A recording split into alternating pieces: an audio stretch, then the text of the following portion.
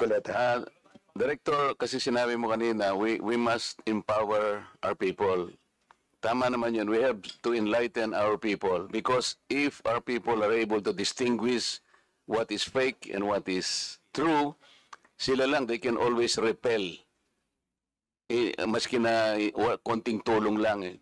Halimbawa kanina, sabi ni Chair Dan, ang problema natin is the West Philippine Sea, sabi natin. But sinong agency ng government ang nag-empower sa ating mga kababayan para malaman nilang complications ng West Philippine Sea? Isipin po natin, sir, there is nothing as West Philippine Sea.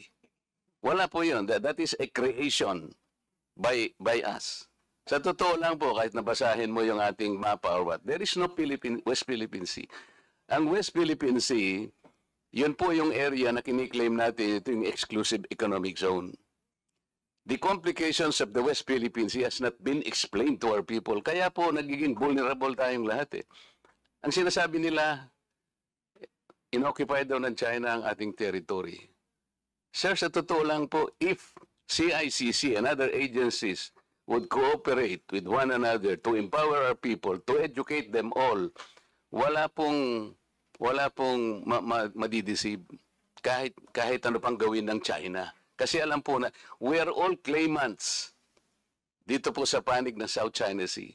Several of us, Philippines, China, Vietnam, hindi po natin alam ang Vietnam has the most features occupied in the South China Sea. They had 22, China is 14, tayo, 8, Malaysia, 14, Taiwan, 1.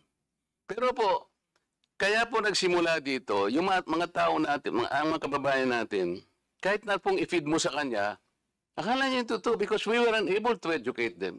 We have not enlightened them as to the complications of the South China Sea. What is the South China Sea? Di ba? So, doon po tayo magsimula. Ngayon, magdi-discuss tayo. We will repel this. Mahirapan din po eh.